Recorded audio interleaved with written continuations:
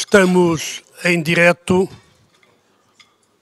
para o mundo todo, porque no mundo todo teremos algumas pessoas a acompanhar-nos através do canal Económico TV, do Jornal Económico, plataforma digital do Jornal Económico. Queria agradecer, porque nós somos pobres, mas não somos mal agradecidos, uma vez mais a presença de todos, especialmente aos nossos patrocinadores, que mesmo em tempos de pandemia não deixaram de ser, apesar de estarmos a realizar muito menos eventos. A nossa média era de 3, 4 por mês. Estivemos cerca de 6 meses sem realizar nenhum evento e este é o segundo em tempos de pandemia. Conforme tive a oportunidade de referir no início, vamos interromper por um período temporal indeterminado, uma vez mais, a realização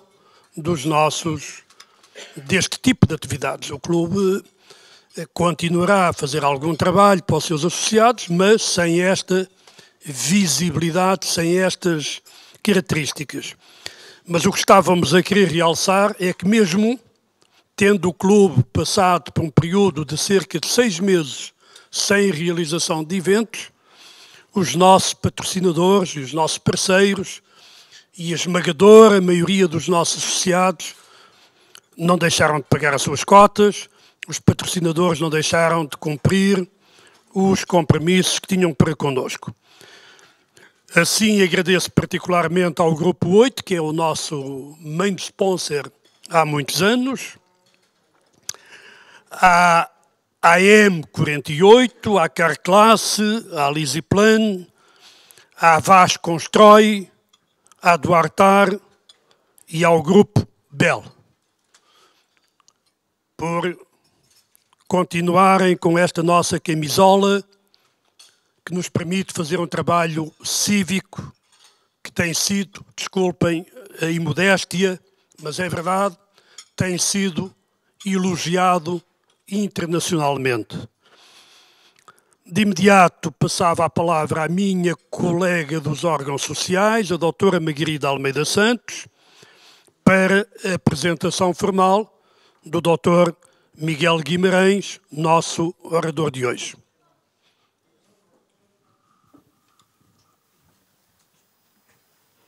Não sei se me conseguem ver, eu sou pequenina, este púlpito hoje está assim um bocadinho alto, mas pronto, vou tentar ainda pôr mais em bicos de peixe.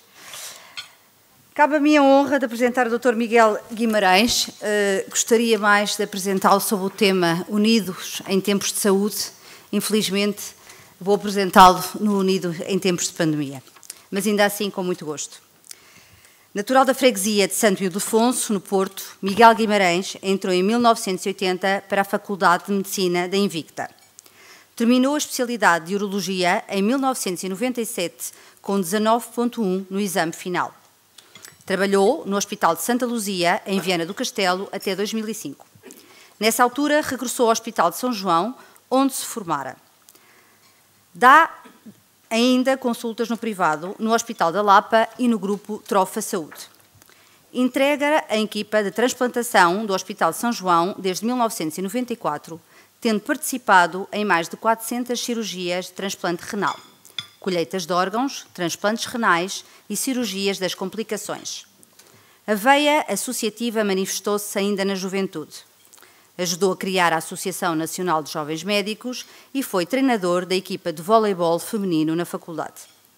Foi membro da direção do Colégio de Urologia e presidente do Conselho Regional de Norte da Ordem dos Médicos de 2011 a 2016. Atualmente é membro do Conselho Consultivo da Entidade Reguladora da Saúde, membro do Conselho Nacional de Ética para as Ciências da Vida, membro do Conselho Nacional de Saúde e bastonário da Ordem dos Médicos desde 2017. Além do investimento na parte clínica, acabou por ir gerindo o tempo entre formação de médicos e trabalho científico na área da urologia. Tem mais de 100 trabalhos publicados e foi investigador principal e co-investigador em mais de 25 estudos de investigação clínica nas áreas da hiperplasia benigna da próstata, bexiga hiperativa, disfunção erétil e carcinoma da próstata. Fernando Araújo, colega de Miguel Guimarães, no Hospital de São João, hoje presidente do Conselho de Administração do Centro Hospitalar Universitário de São João e ex-secretário de Estado Adjunto e da Saúde, destaca o seu empenhamento incansável em todos os projetos. Fernando Araújo diz que o que mais destaca é ser um bom líder. Liderava pelo exemplo e isso faz toda a diferença. Adora café e é um colecionador apaixonado de música. Recomenda para leitura Ulisses, de James Joyce, e filme Lawrence da Arábia, de David Lean. A viagem de sua vida foi conhecer as Ilhas Galápagos no Equador. O seu disco de eleição é Kind of Blue, de Miles Davis. Seja muito bem-vindo, Dr. Miguel Guimarães.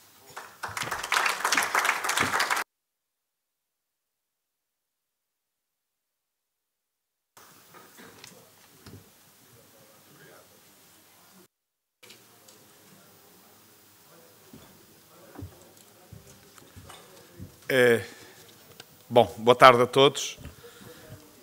Permitem-me. Não está aqui o nosso presidente. Está ali, estava à sua procura. Permitam-me que na pessoa do Sr. Presidente do International Club of Portugal, Dr. Manuel Ramalho, cumprimento todos os presentes, agradeça o honroso convite que me fez para estar aqui hoje convosco. É um enorme privilégio para mim poder estar a conversar um pouco sobre esta questão da pandemia e, em especial, sobre a importância que é estarmos, de facto, unidos neste combate à pandemia e cumprimentar todos os presentes e agradecer a alguns amigos que têm aqui, que até vieram de longe, até vieram do Porto, alguns, para estarem aqui hoje, por este momento. Se o Sr. Presidente me permite, eu vou tirar a máscara, como estou relativamente afastado das pessoas, acho que não tem problema, mas poderei falar de máscara sem qualquer tipo de problema. Mas assim, provavelmente a voz melhorou imediatamente. Portanto, este é um dos aspectos que nós associamos à utilização de máscara. É um dos grandes problemas, por exemplo, que os doentes referem para estarem acompanhados quando vão ao hospital. E na última quinta-feira, eu trabalho no Hospital São João, portanto, como foi dito, não é? O Hospital São João, neste momento, tem uma grande pressão por causa da pandemia. Na última quinta-feira, dos 19 doentes que eu tive, de manhã, só 2 doentes é que não foram acompanhados. E a maior parte dos doentes que foram acompanhados não é porque precisassem propriamente de acompanhamento, por estarem com limitações físicas grandes ou por não conseguirem exprimir-se bem, era porque estavam de máscara, tinham dificuldades na audição e, como eu também estou de máscara, era mais difícil a gente comunicar. A máscara é, hoje, um aspecto essencial nesta pandemia. Toda a gente sabe colocar uma máscara, hoje já não há dúvida. A gente coloca a máscara, de facto, em 3 passos, não é? 1, 2 e ajustar o nariz, 3. Mas o grande problema que as pessoas têm é quando tiram a máscara. E o Dr. Manuel Ramalho vai nos explicar depois, exatamente, mas não agora, depois, na fase seguinte, o que é que a gente faz à máscara quando a tira. Isto é, se eu não tiver um saquinho de plástico onde colocar a máscara, ou se a máscara não for para eliminar, para deitar fora, e depois coloco uma máscara nova, imaginemos que a gente vai ali ao balcão, tomar um café, ok, tira a máscara tira-se com um único gesto. E depois como é que a gente guarda a máscara? Põe no cotovelo? Nós de vez em quando vemos alguns políticos com a máscara no cotovelo. O sítio para onde nos mandam espirrar, tossir, é onde a gente vai pôr a máscara. Põe a máscara atrás da orelha? Não. O que é que eu faço à máscara? Dobro a máscara, dobro para dentro ou para fora? Dobro para dentro para expor os meus potenciais vírus ou para fora e fico exposto aos potenciais vírus que tenham tido contacto com a máscara. Esta é uma questão que eu não vos vou responder, mas que depois o Dr. Manuel Ramalho vai dizer qual é a melhor forma de guardar a máscara nestas circunstâncias especiais. Entretanto, eu vou fazer um bocadinho aqui um enquadramento da pandemia. A situação não está fácil. É evidente, eu ontem participei num programa na televisão, num programa novo que fizeram, e a questão central que estava a ser colocada naquele programa era se a pandemia estava ou não estava controlada. A pandemia está controlada, ponto de interrogação. É evidente que a pandemia neste momento não está controlada. O número de infecções está a subir, não é em Portugal, é em toda a Europa. Ou seja, a Europa neste momento é provavelmente o continente, ou melhor, é de certeza, que está mais afetado. Só para vocês terem ideia, nos últimos 7 dias, em Portugal, nós tivemos cerca de 263 casos por milhão de habitantes, portanto, adaptado a milhão de habitantes, para nos podermos comparar com os outros países, que é um número muito melhor que aquele que está a acontecer em Espanha, no Reino Unido, na França, na Suíça, na Bélgica, na República Checa. Eu diria que Portugal, neste momento, está mais ou menos a meio dos países europeus, portanto, não estamos muito mal, mas a situação é grave porque coloca uma grande pressão sobre o nosso Serviço Público de Saúde. Mas, por exemplo, os Estados Unidos têm 207 casos por milhão de habitantes. Ou seja, nós, neste momento, temos mais casos por milhão de habitantes do que os Estados Unidos. Isto não se nota nas notícias, como é evidente. Isto nunca se nota porque alguns estigmas que às vezes existem e que levam a que se realce muito determinado tipo de situações num determinado país, seja ele qual for, e nos outros não. Mas na Europa as coisas, de facto, estão a evoluir de uma forma um bocadinho descontrolada. Claro que isto é possível controlar, não há motivo para alarme. Há motivo para nós cumprirmos aquilo que são as regras definidas pela nossa Diretora-Geral de Saúde, e bem, que são basicamente 3. A utilização da máscara. Preferencialmente, a pessoa deve usar sempre a máscara, porque se usar a máscara, quando sai de casa, habitua-se a estar com a máscara, vive melhor com a máscara e não se esquece da máscara. Mas, fundamentalmente, utilizar a máscara sempre que nós estamos com mais pessoas. Seja num evento destes, seja numa superfície fechada, como um supermercado, seja na rua, se de facto existirem mais pessoas na rua, nas quais nós não conseguimos manter um afastamento físico ou social que seja, de facto, considerável. Depois, é o distanciamento e as medidas de higiene. Estas 3 medidas, se fossem utilizadas de forma criteriosa por todos nós conseguíamos não só achatar a curva da evolução da pandemia, como conseguíamos descer a curva e, se calhar, até mais tarde, acabar com o vírus. Sendo que o vírus pode acabar em qualquer altura. Não é? Porque há coisas sobre os vírus que nós não sabemos. Por exemplo, o vírus SARS-CoV-1, que não foi uma pandemia, mas foi uma epidemia forte, severa, com uma taxa de letalidade elevada, de repente desapareceu. Nunca mais voltou a aparecer. Já lá vão pelo menos 2 anos. Por isso, nós temos que acreditar que estas coisas podem acontecer, mas até lá nós temos que combater e temos que viver com este vírus. E viver com este vírus significa, para além de cumprir as regras, passarmos a informação que temos. Nós hoje tivemos uma reunião no Infarmed, as ordens profissionais, com o Sr. Secretário de Estado Adjunto da Saúde e a Sra. Diretora-Geral de Saúde. E tivemos ali a discutir aquilo que poderia ser algumas medidas importantes para conseguir, de facto, impedir de alguma forma que o número de infecções continuasse a aumentar dia para dia. Portanto, aquilo que os epidemiologistas chamam achatar a curva.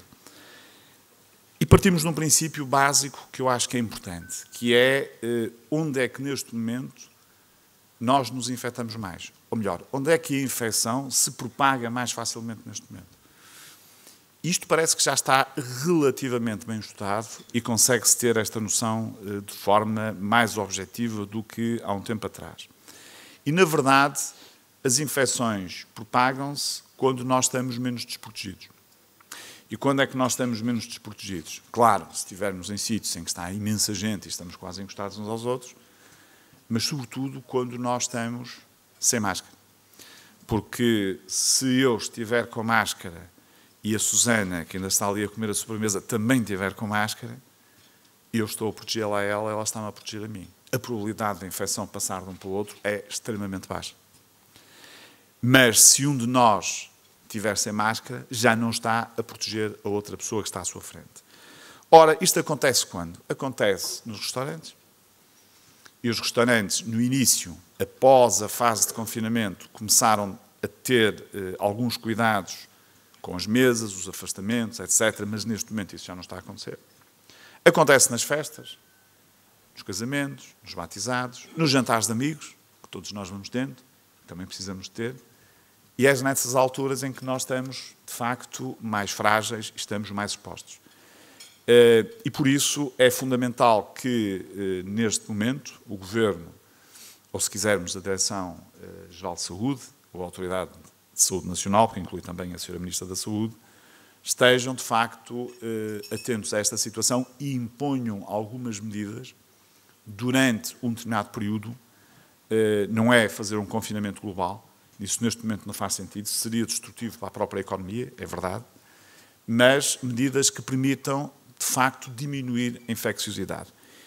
E identificando corretamente os sítios ou as atitudes que levam a que a infecção se propague com mais facilidade, é possível ter medidas mais seletivas, é possível conseguir controlar melhor a infecção, e eu espero que o Governo, que vai reunir no sábado, juntamente com os outros partidos políticos, que tomem uma decisão sobre esta área, porque senão a infecção vai continuar a crescer, e é mau, e neste momento nós podemos ter, de facto, muitos mais casos do que aqueles que temos tido até agora. Apesar de tudo, Portugal neste momento está a meio da tabela, mais coisa, menos coisa, a nível europeu. Mas a Europa é neste momento o pior continente em termos desta infecção pelo SARS-CoV-2. Eu gostava de vos dar aqui mais algumas notas sobre esta questão da pandemia e daquilo que é importante no futuro próximo, no futuro que é já amanhã. Primeiro, o plano de inverno, ou plano de outono e inverno. Eu já chamo o plano de inverno porque o outono, já estamos no outono e a coisa está a andar para a frente. De facto, a Direção-Geral de Saúde apresentou um plano muito interessante, um plano que tinha boas ideias, com uma existência, por exemplo, de hospitais Covid e hospitais não Covid, ou seja, hospitais livres da doença Covid, porque para tentarmos libertar do medo as pessoas que têm receio de ir aos hospitais porque têm medo de ficarem infectadas, não é? Entre muitas outras coisas, a verdade é que ele nunca foi operacionalizado. Eu hoje, na reunião que tive no Infarmed, já foi possível ter mais informações sobre a operacionalização do plano. Parece que algumas das medidas que lá estão, ou das ideias, já estão ou vão ser agora operacionalizadas, o que é uma boa novidade. E é uma boa novidade porquê? Porque nós temos aqui 4 desafios. Um primeiro desafio ligado diretamente à saúde, que tem a ver com nós conseguirmos continuar a tratar os nossos doentes de sempre, os doentes com as chamadas doenças não Covid, portanto, todas as outras, e que algumas delas são bastante mais graves que a doença Covid. Continuarmos a tratar os doentes que têm doenças Covid e que precisam de ter tratamento e concentrar também um bocado aquilo que são os nossos recursos no mitigar, no travar a propagação da infecção, nomeadamente através do trabalho extraordinário que os médicos, os enfermeiros, enfim, todas as pessoas que estão a ajudar na saúde pública estão a fazer. E temos um terceiro desafio, que é o desafio da gripe sazonal. A gripe sazonal está a chegar, dentro de pouco tempo, provavelmente, vamos começar a ter pessoas com gripe. É verdade que a gripe sazonal é mais fácil, vai ser mais fácil de controlar este ano, porque nós vamos andar de máscara, porque mais pessoas vão fazer a vacina para a gripe e, portanto, a gripe vai ter um impacto muito menor do que aquilo que seria de esperar habitualmente, aquilo que acontece todos os anos. Mas temos o tal quarto desafio. O quarto desafio tem a ver com a economia. Tem a ver com a saúde versus a economia. É verdade que nós, em Portugal, e se calhar no resto da Europa, habituamos-nos a poupar na saúde. Isto é, os investimentos que são feitos na saúde, nomeadamente naquilo que são os orçamentos de Estado, têm vindo a diminuir ao longo dos anos. Este ano parece que vamos ter mais algum dinheiro para o Orçamento de Estado da Saúde para 2021, mas não aquele que deveria ser necessário. Mas isto é transversal um bocado aos países da Europa. Porquê? Porque quem gera a política dos países sabe que a saúde é uma área crítica, a saúde é uma área muito importante, é aquilo que nós desejamos todos no fim do ano às pessoas de quem gostamos, às pessoas com quem falamos. Desejamos saúde, paz, amor, quer dizer, saúde está sempre. Saúde é a palavra mais usada. E os políticos, sabendo disso, sabem que as pessoas têm sempre uma alternativa caso não tenham acesso a um serviço público de saúde. E conseguem ter um pé de meia, como se dizia antigamente, para poderem ter recursos. E por isso, quando querem investir noutras áreas, nomeadamente na educação, na administração pública, na justiça, o que for, normalmente o Ministério que acaba por ser atacado, enfim, ou, se quisermos, acaba por ser prejudicado em termos de orçamento é a saúde. Isso mesmo aconteceu em Portugal durante os últimos anos. Aliás, o peso da saúde, que estava há cerca de 10 anos em 17% daquilo que é o investimento do Estado, no ano passado estava em 13%. Portanto, estamos a falar de uma diferença muito significativa. Depois o PIB vai variando de ano para ano, como todos vocês sabem e sabem melhor que eu. Mas a saúde não é propriamente uma despesa. A saúde é um investimento. Nós já sabíamos disto antes.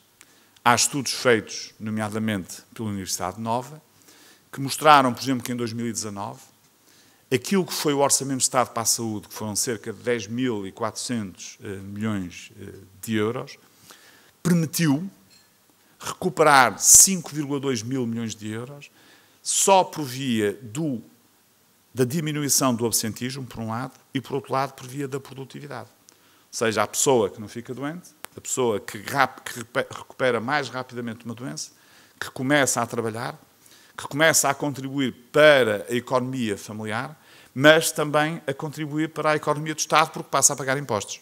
Portanto, esta relação significou na prática uma recuperação de cerca de 50% daquilo que tinha sido o Orçamento de Estado para a Saúde. E já foi estudado noutros anos, com valores mais ou menos semelhantes. Mas se alguma dúvida existisse nesta questão da saúde versus economia, é o impacto que uma variação na saúde, como é o caso desta pandemia, mas há outras doenças, pode ter na economia dos Estados, na economia de cada país, na economia mundial.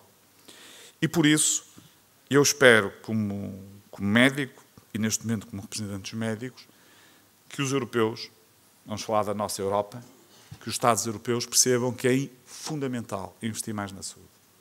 É fundamental investir mais na inovação, é fundamental investir mais na ciência, porque uma saúde melhor é o principal motor de uma boa economia. E eu hoje falamos um bocadinho nisso nesta reunião e disse, sim senhora, nós temos que apostar na economia, sem dúvida a economia é absolutamente essencial para as pessoas. É essencial para o trabalho, é essencial para a produção, é essencial para aquilo que é o dia-a-dia das pessoas. Uma má economia pode gerar fome, e a fome pode matar pessoas. E nós não queremos que as pessoas morram por não terem acesso a comida, por não terem essa possibilidade.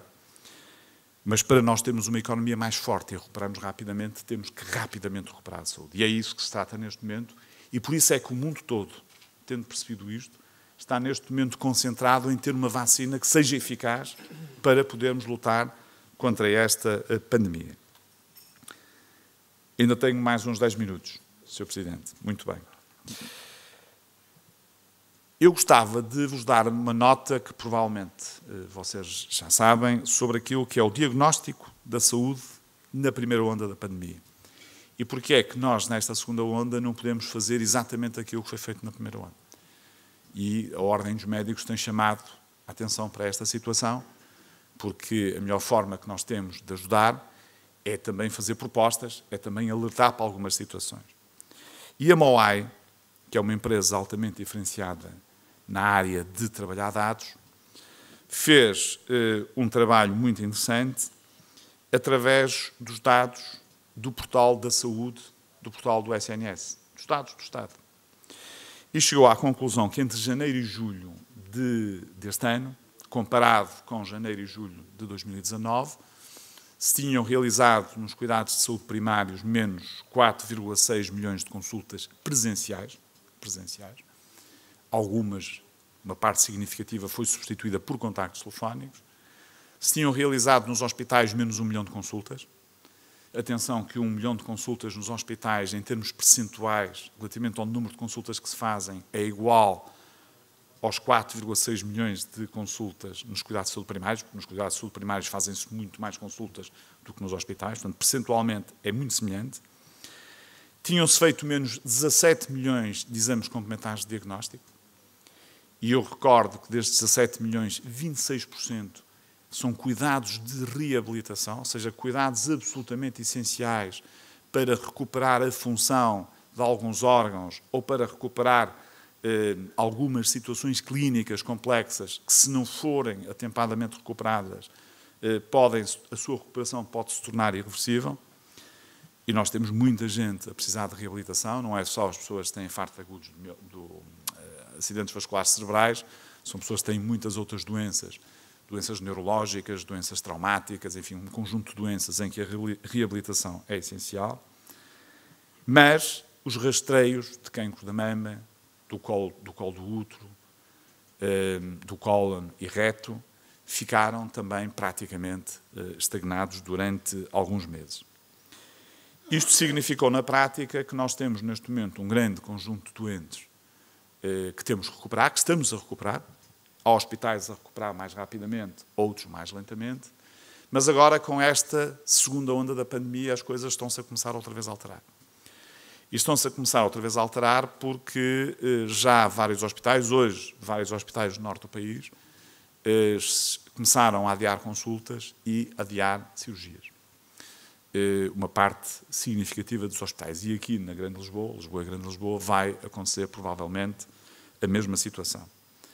E nós temos, neste caso concreto, que usar todos os recursos que temos no país.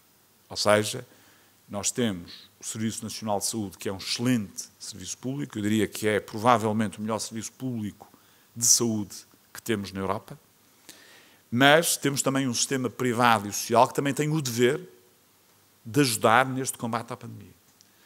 O dever de não deixarmos doentes para trás. O dever de queremos diminuir, de facto, aquilo que é a mortalidade por os doentes não terem acesso a cuidados de saúde nesta fase e também diminuir, de alguma forma, a morbilidade. Este foi um desafio que nós deixamos há pouco tempo à Sra. Ministra da Saúde.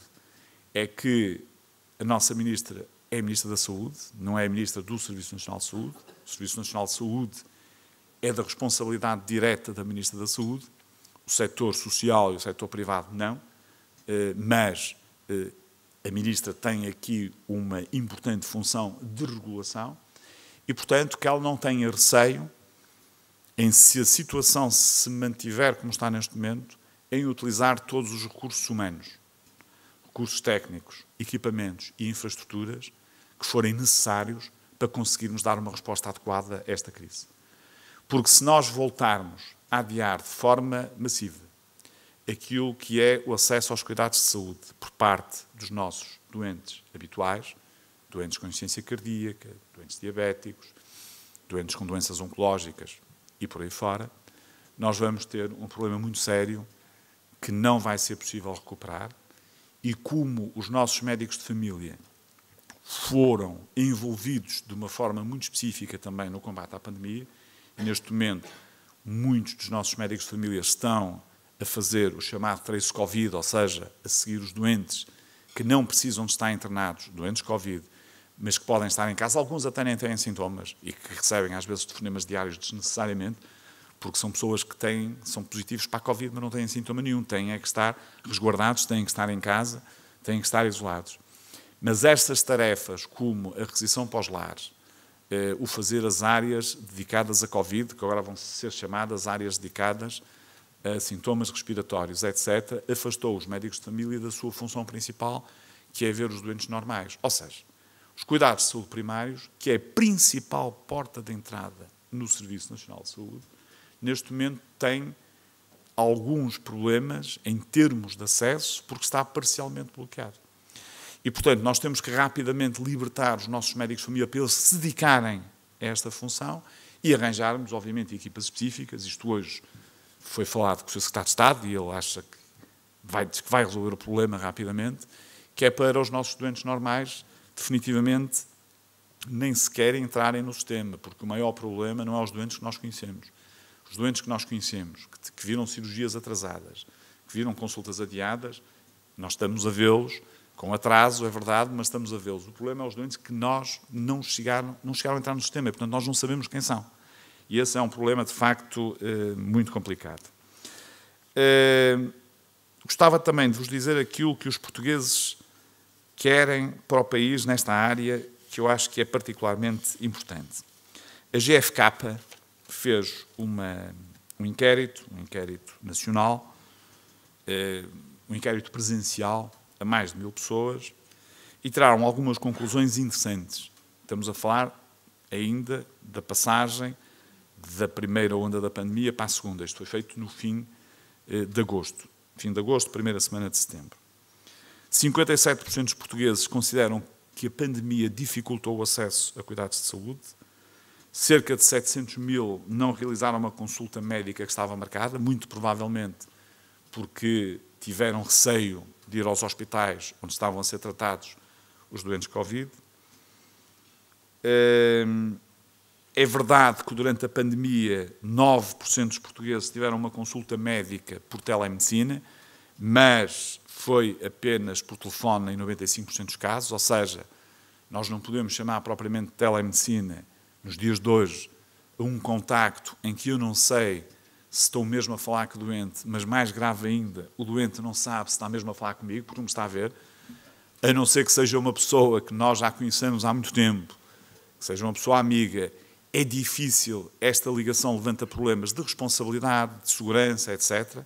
E nós vamos ter que fazer aqui, de facto, um investimento, como está a ser feito noutros países, e já foi feito em alguns, que é equipar as unidades de saúde, os hospitais, os centros de saúde, com a tecnologia adequada para se fazer esta medicina à distância, porque isto é uma coisa de futuro, é uma coisa de transformação digital que vai ter impacto, nomeadamente no seguimento de algumas doenças crónicas. 99% dos portugueses não referem limitações no acesso a medicamentos. Este é um dado essencial. Isto é, nós conseguimos, em conjunto, as ordens profissionais, com o Infarmed, com o Ministério da Saúde, garantir que os nossos doentes não ficassem sem medicação nesta fase difícil da pandemia. E há uma coisa muito interessante, entre várias que eu tinha aqui deste inquérito que foi feito, que vale a pena dizer que os portugueses, como é que avaliaram as diversas entidades durante a pandemia.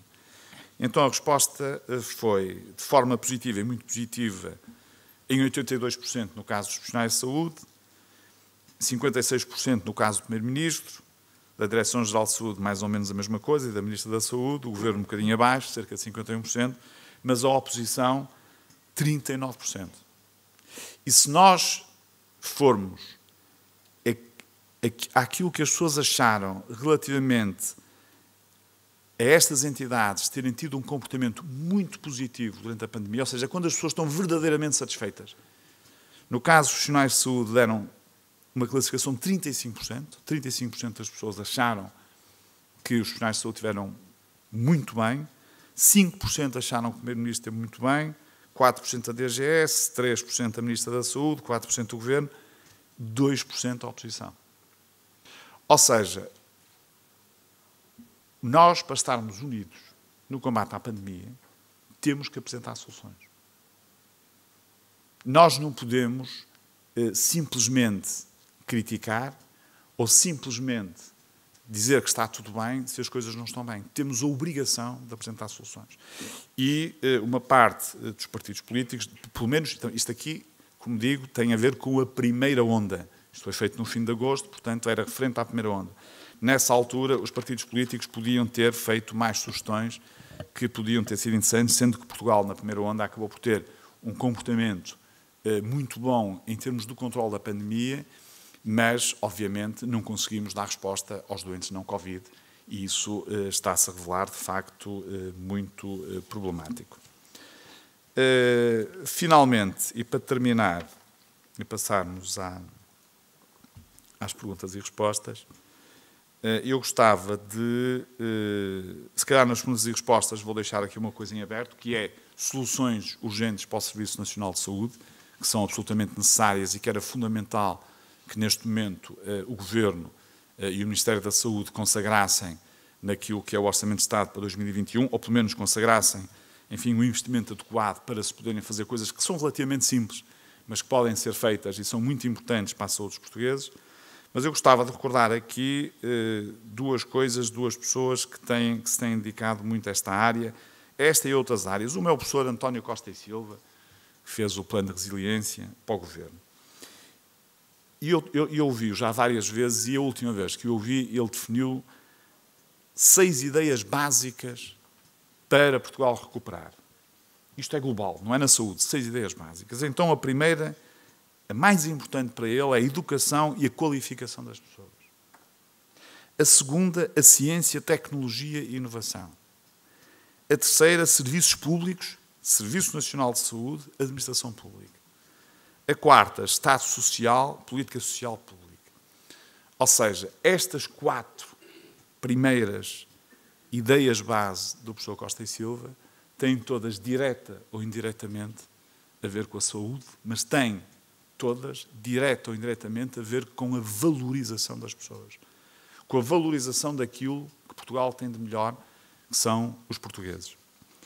E Mamed, nos principais desafios do Estado, definiu 3 grandes desafios. O envelhecimento, que é uma coisa óbvia, nós somos um dos países mais velhos da Europa. A desmotivação das pessoas, em segundo lugar, e o recrutamento e retenção de quadros qualificados. Ou seja, a dificuldade que existe em recrutar e reter quadros qualificados. Estas ideias em conjunto, destas pessoas que se têm dedicado de uma forma ou de outra, e sendo pessoas que se calhar têm uma ligação maior à economia do que propriamente à saúde. Um é engenheiro, o outro é economista. Portanto, nenhum deles é da área específica da saúde. Mostram a importância que o Estado tem que dar àquilo que é a valorização das pessoas de uma forma geral. Àquilo que é a educação, àquilo que é a literacia, àquilo que nos permite, de facto, ter um país mais saudável, ter uma saúde mais forte, ter uma saúde mais sustentável. Porque todos nós, muitas vezes, falamos das questões relacionadas com a prevenção. Aliás, nós, quando estamos a falar deste vírus, estamos a falar sempre de prevenção. Nós, se conseguirmos prevenir, isto é, se nós nos conseguirmos antecipar àquilo que vai acontecer, o vírus tem pouco impacto. Se nós não nos conseguirmos antecipar, o vírus tem muito impacto. Nós fizemos alguma coisa de mal recentemente, nós e os outros países europeus, porque o vírus começou a ganhar terreno. Tem a ver com o outono e inverno? Tem a ver com o outono e inverno. Toda a gente sabe que a radiação ultravioleta destrói as estruturas do vírus. Portanto, ao ar livre, é muito difícil o vírus passar de pessoa para pessoa. Por exemplo, aquela paranoia que nós tivemos das praias, nas praias, aquele policiamento, etc., aquilo era perfeitamente desnecessário. Porque seria muito difícil que nas praias o vírus passasse de pessoa para pessoa. Mas num local mais fechado, já é muito mais fácil. E quando a temperatura está mais baixa, ou seja, quando há menos sol, quando há menos radiação ultravioleta, isso ainda pode aumentar mais. E eu vou terminar, Sr. Presidente. Ainda tinha aqui muita coisa para dizer, aqui pelos tópicos que tinha aqui para falar. Eu tinha aqui o plano da Presidente da Comissão Europeia, que também é interessante, mas gostava de terminar de uma forma simples e colocar-me à vossa disposição para responder àquilo que eu souber, naturalmente, em que eu puder, de facto, ajudar, dizendo que, neste momento, nós temos todos que estar juntos, temos todos que remar no mesmo sentido, mas temos todos que adotar, se calhar, uma filosofia diferente, sobretudo quem está em lugares de decisão. Sobretudo quem, com a sua decisão, pode influenciar o rumo do nosso país, pode influenciar a economia, pode influenciar a saúde, que é, tão simplesmente, adotar aquilo que é a imagem de marca da Nike, que é uma empresa, que é apenas just do it. Faça-se. Muito obrigado a todos pela vossa atenção.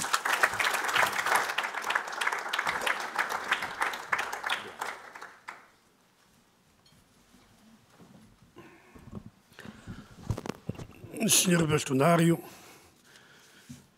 por este clube já passaram centenas de oradores, uns mais ilustres, outros talvez menos, mas todos muito interessantes e todos a merecer o nosso respeito. E foi sempre fácil para mim, enquanto principal anfitrião, ter palavras de gratidão e de simpatia para com esses oradores, porque também todos se prepararam muito bem e proferiram intervenções, algumas memoráveis. Mas esta sua, Sr. Bastonário, até pelo contexto, ela merecerá algumas páginas de expressiva atenção no livro da nossa história, do livro do nosso percurso. Queria, Sr. Bastonário, agradecer mais uma vez a sua disponibilidade para estar connosco nestes momentos tão difíceis para todos nós. Com certeza que voltaremos a convidá-lo no futuro, até porque sabemos que fica sempre muita coisa para dizer. E permita-me também, Sr. Bastonário, que na sua pessoa, ou através da sua pessoa, mandemos um abraço a todos os profissionais de saúde e um abraço de admiração e gratidão pelo que estão a fazer por todos nós. Vamos então abrir, temos cerca de 15 minutos, o debate. Como todos sabem, pedimos sempre um poder de síntese grande e exclusivamente uma pergunta por cada interveniente. Temos ali aquele senhor que está a preparar o microfone, ele será sempre desinfetado de intervenção para intervenção e enquanto prepara o dito microfone, tomava eu, Sr. Bastonário, a liberdade de lhe fazer uma pergunta. Contextualizando, todos nós sabemos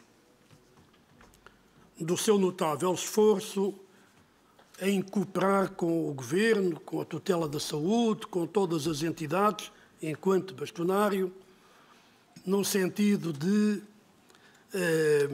conseguirmos suavizar o mais possível os dolorosos efeitos colaterais desta pandemia. Colaterais e não colaterais. Mas também sabemos de algumas dissonâncias suas em relação a algumas das políticas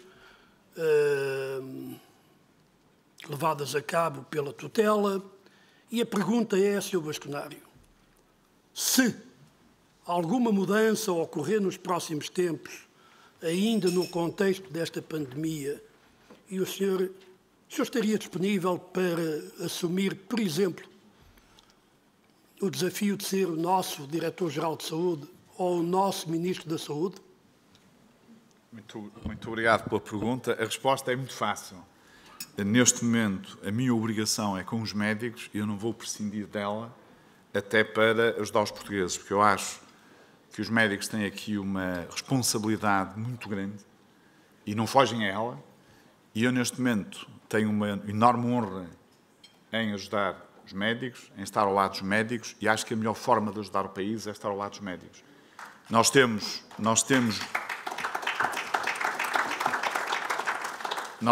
muita gente em Portugal que pode ser Ministro da Saúde.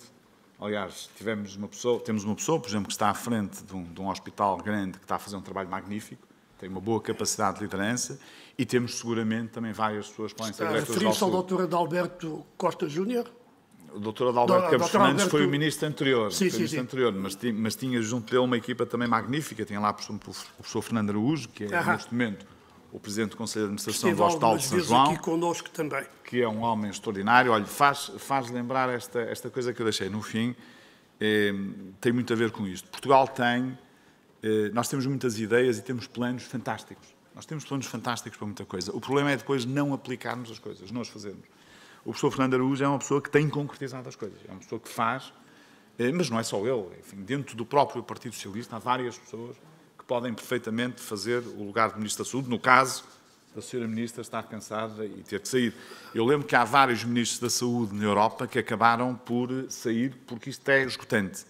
Uma das coisas que mais confusão me faz, eu hoje disse isso à doutora Graça Freitas, porque ela esteve lá na reunião também com o Sr. Secretário de Estado de Junta e da Saúde, que é para ela se proteger mais.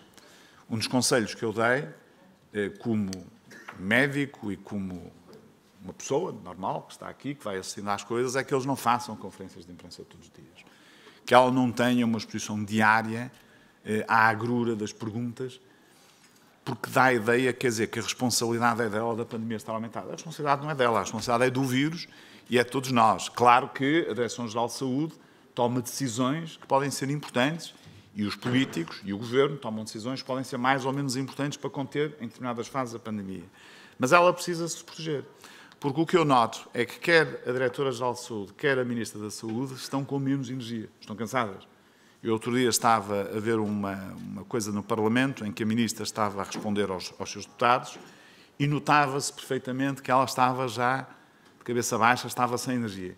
E, portanto, muitas vezes as coisas podem ocorrer. Agora, da minha parte, o que eu posso fazer melhor pelo país neste momento é ajudar os médicos, é apresentar soluções que podem ser utilizadas ou não, mas é estar junto de quem neste momento está na linha da frente e ajuda o país. Muito obrigado, Sr. Bastonário. E começávamos com o nosso associado, engenheiro Ilídio Ayala Seródio, que está na mesa China.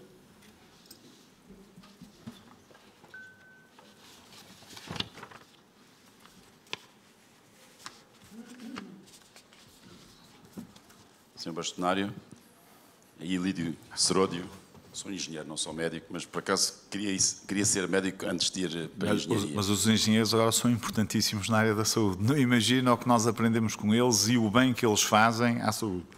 Desculpe lá interrompê-lo. Não, muito bem. Enfim, o povo em geral está preocupado com algumas decisões do Governo confusas e controversas. Eu vou dar só 2 exemplos. Este fim de semana houve a Fórmula 1 no Algarve com 27.500 pessoas, os campos de futebol, os estádios de futebol não têm pessoas. Por outro lado, há uma festa do PCP com 5.000 pessoas. E isso é uma parte quando, na verdade, nós temos, por exemplo, agora vai haver uma limitação de deslocações neste próximo fim de semana por causa do Dia de Finados e, inclusivamente, entre concelhos.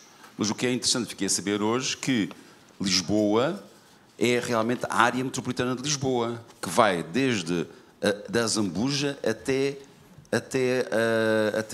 Setúbal. E se uma pessoa estiver em Zambuja e quiser ir para o Cartacho, não pode ir, que é ao lado. Isto são coisas um bocado confusas, o lançamento destas decisões. Eu percebo que a pessoa tem que manter a economia e Sr. Engenheiro, temos muitas inscrições e o tempo. O Sr. Bastonário aceita responder no fim ou prefere responder uma a uma? Eu vou responder a esta e depois posso responder às outras no fim. Muito como não tomei nota, assim, a questão que o Sr. Engenheiro acabou de colocar é uma das principais questões que se pode neste momento colocar. Porque, de facto, e nós temos criticado isso, no bom sentido, ainda hoje, na reunião que tivemos, eu acentuei isso, foi a parte que eu acentuei mais, nós não podemos ter 2 pesos e 2 medidas. Numa altura em que nós estamos a lidar com uma pandemia, temos que ter cuidados acrescidos. Ninguém percebe que as pessoas não possam ir aos cemitérios, ver os seus entes queridos, de máscara, com algumas cautelas, e que possa existir um evento, que a Fórmula 1, enfim, é um evento importantíssimo para o país até, e, portanto, é provavelmente o evento desportivo mais visto a nível mundial, passa em todos os canais televisivos do mundo, não é? Mais do que o próprio futebol, e que nós tínhamos lá tantas pessoas, 27.000 e tal pessoas, mais 10 ou 12 mil de organização, etc, etc, portanto, aquilo não foram só 27.000 e tal, e eu recebi, infelizmente, mensagens de médicos que foram lá, que assistir à sessão de treinos e que acabaram por ir embora. Porque sentaram as pessoas umas ao lado das outras, etc. E, portanto, o que é que eu quero dizer com isto? Este tipo de ações, primeiro, Fórmula 1 devia ter sido fiscalizado de uma forma completamente diferente. Ou seja, se a Diretora-Geral de Saúde assumiu que ia ter espectadores lá no aeródromo, então tinha que ter arranjado uma forma de aquilo ser fiscalizado, não pela organização, porque a organização é evidente que não ia ter capacidade para fazer isso, vamos ser objetivos, mas ser o próprio Estado a garantir que as pessoas ficavam, de facto, afastadas umas das outras. Até por isto, repare, esta imagem das pessoas umas em cima das outras e muitas sem máscara passou em todo o mundo. Em todo o mundo. Em todos os continentes. E isto é mau para Portugal, porque as pessoas notam isto. Isto deixa marcas, não é? Depois, as pessoas de futebol não percebem porque é que não há adeptos, porque é que num estádio de 50 mil pessoas não pode estar lá 1000, ou 2, ou 3, ou 4 mil pessoas, não é? E aqui as regras têm, de facto, que ser redefinidas. E eu acho que o discurso de coerência é muito importante. Caso contrário, os portugueses depois não acreditam e depois revoltam-se de alguma forma. Eu tenho recebido também muitas mensagens, porque as pessoas mandam muitas mensagens para a Ordem, de cidadãos a perguntar porque é que não podem ir aos cemitérios. Essa é a mensagem mais que eu tenho recebido. Porque qual é o problema de ir à campa, sozinho, com o filho, com o marido, o que for, não é? Visitar um ente querido, pôr lá um ramo de flores, de máscara e vir embora. Portanto, isto é de facto um problema. Portanto, a comunicação e as decisões de eventos ditos maiores têm que ter coerência. E isto, neste momento, a Diretora-Geral de Saúde está a par disto, sabe que isto é importante e julgo que não voltará a cometer o mesmo erro. Porque, na prática, isto acabou por ser um erro. Aliás, eles hoje assumiram isso. A palavra ao Dr. João Passo, que está na mesa Portugal.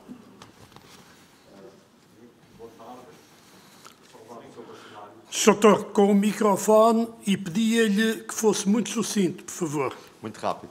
Saudar o Sr. Bastonário, saudar o Dr. Manuel Ramalho e para ser o mais rápido possível. Eu acho que o que foi aqui abordado acerca dos Covids e do problema dos Covids é algo que nos preocupa a todos. Mas eu não sei se me preocupa mais os Covids do que os não Covids. Só para termos a ideia em relação a números, de março até setembro, o número de mortes em Portugal rondou os 7.150. 7.150, dos quais apenas a mais. E dos quais apenas 1.400 foram Covid, salvo erro. O número de não Covids é uma coisa espantosa, precisamente por causa das faltas de rastreio. Eu posso dizer que o nosso grupo diagnosticava por semana, nas várias unidades, cerca de 20 cancros por semana. Neste momento, ou durante aquela fase Covid, diagnosticou 6 por semana. Isto tem um impacto brutal daqui a alguns tempos. Eu ia precisamente perguntar-lhe, uma vez que o Sr. Bastonário tem um papel global da saúde no país, qual é que é o papel dos privados neste momento e nesta fase da agudização de novo do Covid? Muito obrigado. Okay. Concluiu? Sim, sim. Muito obrigado, Dr. João Passo. Sr. Bastonário, mais uma, okay. Avanço. Temos mais duas pessoas que querem colocar questões e passamos ao Dr. Joaquim Margalho Carrilho, que está na mesa dos Estados Unidos da América, aqui, este senhor charmoso, elegante, de cabelo louro. Foi o primeiro a levantar a mão. Saudar o meu querido amigo de muitos anos, o Presidente Dr. Manuel Ramalho, saudar o meu bastonário. Primeira coisa, folgo em saber que, e saúde, que a tutela tenha reunido com as ordens e espero que seja regular, visto que a Legis Artis, o saber está nas ordens, por isso é que são profissões reguladas, os médicos, os enfermeiros. E estamos perto dos associados. Espero que isso continue. O problema que eu vou pôr é um problema que foge à tutela da saúde, que é a questão do ZERP e os estabelecimentos residenciais para pessoas idosas, os lares, e que foi um drama no norte de Itália, e que tradicionalmente eram coordenados por técnicos de serviço social e o pessoal de saúde raramente lá estava, e a própria tutela não é a saúde, se bem sei. Ao contrário. Social. É a segurança social, penso eu. E vejo só uma pessoa isolada no deserto, coitado, vejo só uma pessoa isolada no deserto, o Presidente do Sindicato Independente dos Médicos, a chamar a atenção que nesta fase, evidentemente, como diz o filósofo das Cidades Abertas, Karl Popper, nunca aconteceu tudo no passado, aqui neste caso aconteceu em 1918, se de facto não deveria haver uma legislação especial nesta fase para que esses lares tivessem médicos e enfermeiros, conforme defende o Presidente do Sindicato Independentes Médicos, como voz perfeitamente isolada no meio do deserto que eu tenho visto. Muito obrigado, Sr. Bastonário. Muito obrigado. Temos mais uma questão, Sr. Bastonário, podemos incluir, e o senhor depois fecharia o nosso encontro. Eu estou disponível. Eu não tenho limitação de tempo. Antes disso, porém, e nós só gostamos de dar boas notícias, mas temos aqui uma má notícia. Creio que hoje foram batidos todos os recordes de casos positivos, 3.960 e 24 fatalidades alimentares. Dr. António Magalhães, um homem do futebol, um homem do desporto, o que é que deseja saber do Sr. Bastonário? Sim, a única coisa que discordei é que a Fórmula 1 tem mais impacto que o futebol. Não terá, mas pronto. Não, está em todos os continentes. Os americanos praticamente não veem futebol. Basicamente tem a ver com os Estados Unidos e com o Canadá. Pronto, a minha área é o desporto, portanto era por aí que ia. Sabemos como o desporto está relacionado à atividade desportiva, relacionada com... O senhor está na Federação Portuguesa de Futebol agora, não é? Exatamente. Era diretor do Jornal Record. Era. E está na Federação. Prática desportiva, a atividade desportiva associada a uma vida saudável, não é? E todos sabemos que, neste momento, sobretudo os jovens, e nomeadamente também a formação do desporto federado, a formação não está impedida, não é? Os jovens estão impedidos de praticar. Gostava de lhe perguntar, por um lado, como é que imagina o impacto no futuro que terá esta junto à juventude, até ao desenvolvimento de outras patologias, quem sabe. E se, nesse sentido, até devido a essa associação, se não recomenda, inclusivamente, que não haja esta interrupção da prática desportiva entre os jovens. Sr. Dr. António Magalhães, muito obrigado. Sr. Dr. Miguel Guimarães, o microfone é todo seu. Para, então, encerrarmos este encontro. Muito obrigado. Muito obrigado. Vamos começar com o professor João Paz, que colocou uma questão, que é uma questão óbvia. Aliás, estes números que eu, por acaso, já os tinha recebido há bocado, já os tinha visto, que o Sr. Presidente acabou de anunciar, 3.960 e 24 fatalidades, mostram que, de facto, nós vamos precisar do sistema todo de saúde. Repare bem. Alguns números para vocês perceberem. Nós temos no Serviço Nacional de Saúde, e vamos precisar porque o Serviço Nacional de Saúde não tem capacidade de resposta sozinho. Não consegue dar resposta a tudo. Não consegue dar resposta aos doentes de Covid, que estão a aumentar a pressão.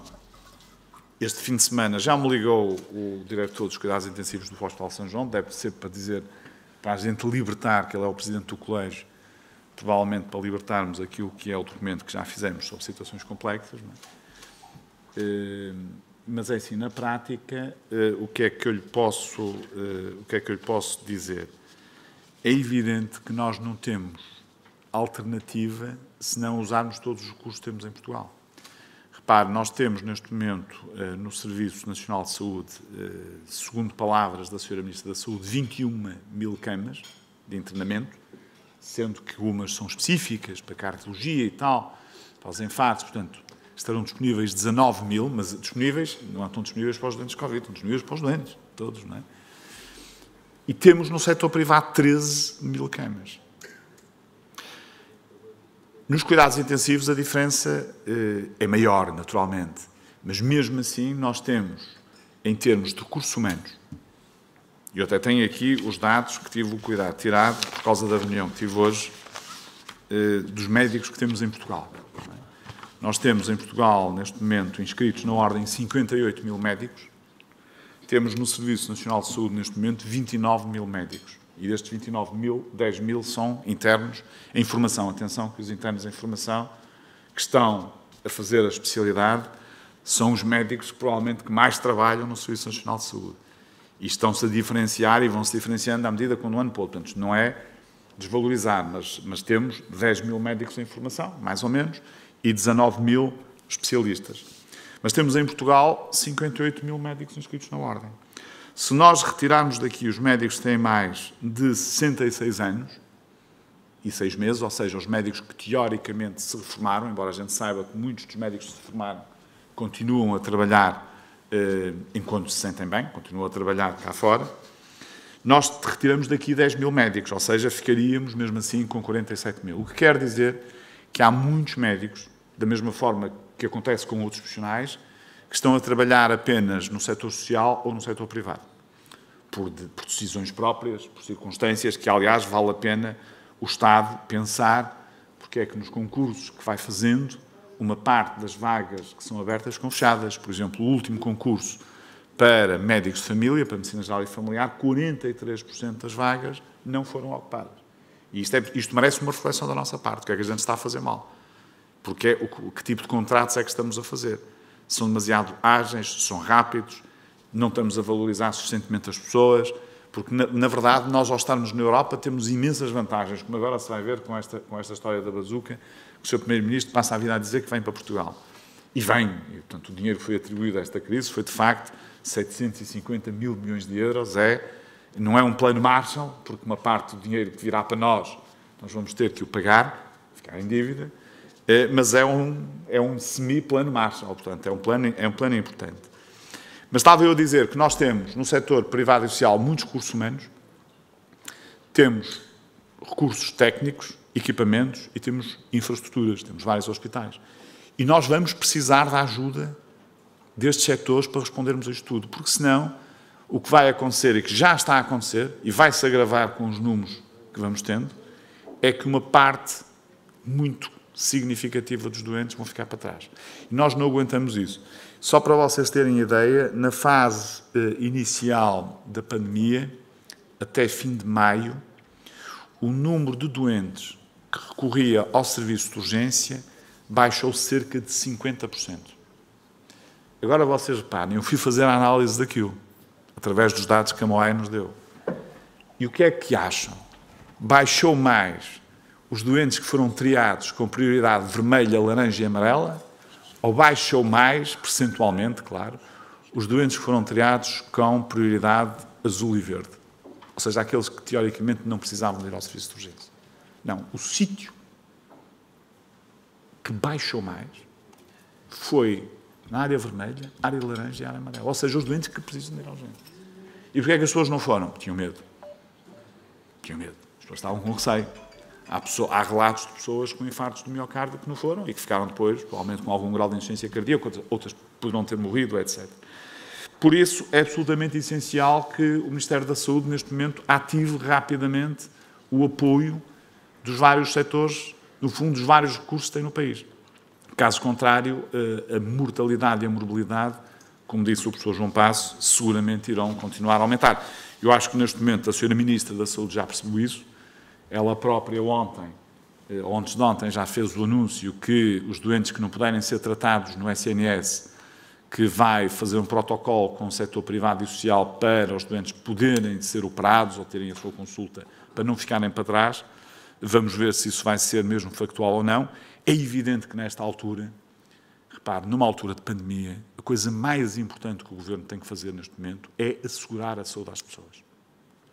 Porque, e hoje também dei esta nota no encontro que tivemos com o Sr. Secretário de Estado e com a Sra. Diretora-Geral de Saúde, porque as desigualdades sociais em saúde estão a aumentar. E estão a aumentar a uma velocidade espantosa.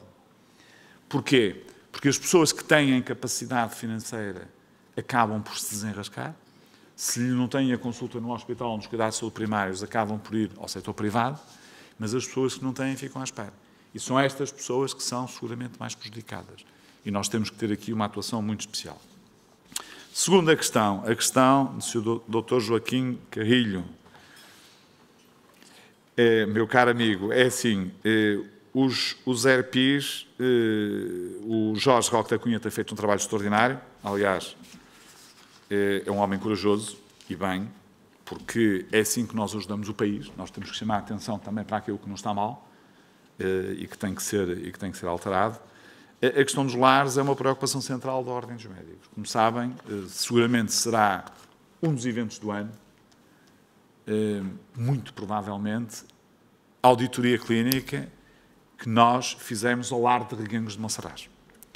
Porque isto veio mudar muita coisa no país. Ou seja, veio mudar a forma como as pessoas não pensavam ou pensavam sobre aquilo que é o tratamento das nossas pessoas mais idosas.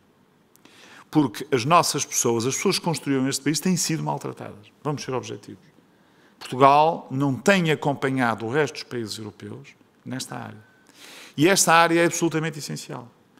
Porque quem está no lar, já os lares devem estar, obviamente, legalizados. Sabemos que há muitos que não estão, enfim, as pessoas vão fechando os olhos, mas tem que se investir mais aqui. Depois é preciso apoiar as misericórdias, provavelmente, porque as misericórdias sozinhas podem não conseguir ter os lares a funcionar como eles deviam estar a funcionar.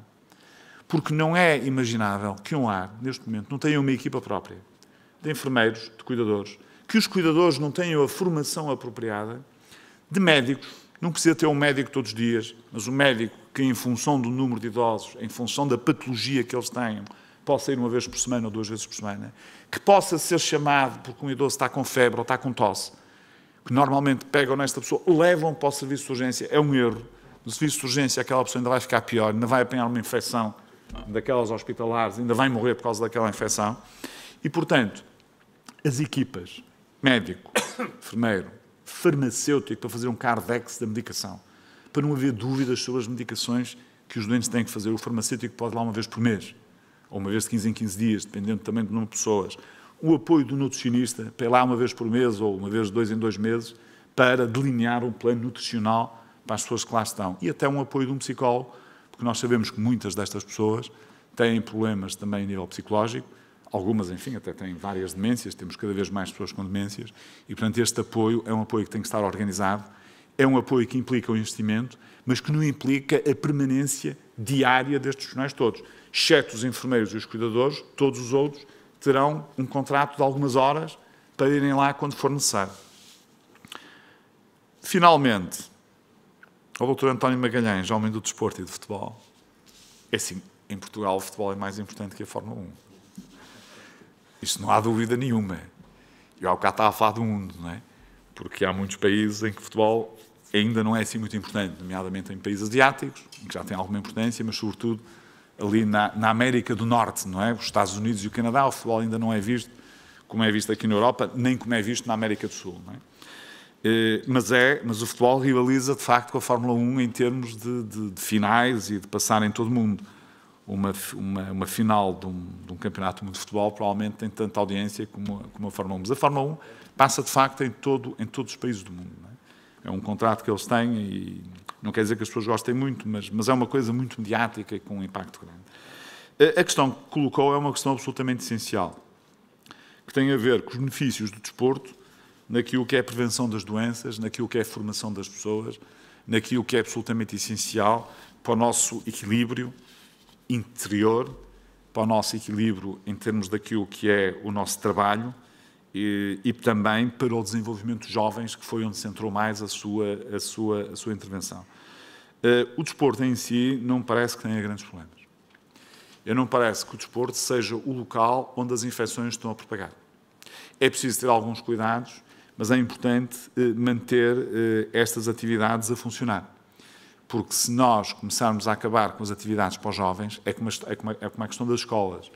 Se nós começarmos a parar com essas atividades, vamos ter aqui muitos problemas globais, nomeadamente na área da saúde mental e no desenvolvimento das próprias pessoas. Portanto, julgo que isto é uma área para manter. De resto, como eu lhe disse há pouco, está a ver, 3.960 infectados hoje. Portanto, é um número, de facto, muito elevado. Isto, se fosse na Alemanha, eram 32 mil, não é?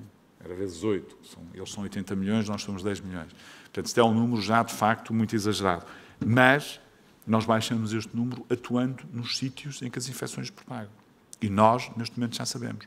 Temos é que ser rigorosos e, como disse há bocado o Sr. Engenheiro, ter regras claras, bem definidas e não sair daquilo. E depois as pressões são as pressões. Por exemplo, a pressão do futebol é uma pressão que faz algum sentido. Quer dizer, se num estádio de 50 mil pessoas, ou de 40 ou 30 mil, se podem estar lá 1000 pessoas. Claro que podem. Estas 1000 pessoas não se vão infectar se estiverem devidamente separadas, ou se tiverem 2000 ou 3000. Agora, tem que se ter sempre muito cuidado na abordagem destas questões, porque tem que ser coerente e, sobretudo, tem que ser eficaz naquilo que é conter a propagação da infecção.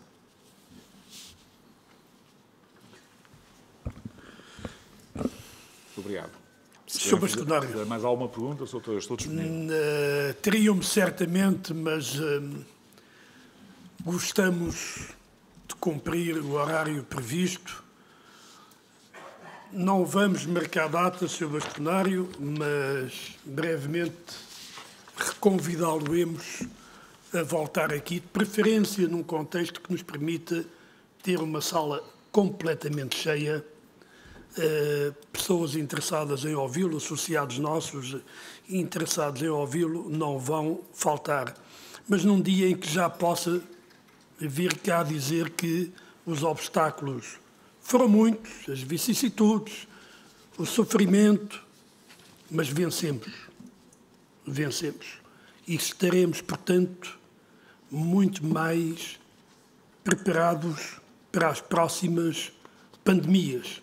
As pandemias sanitárias e as outras pandemias.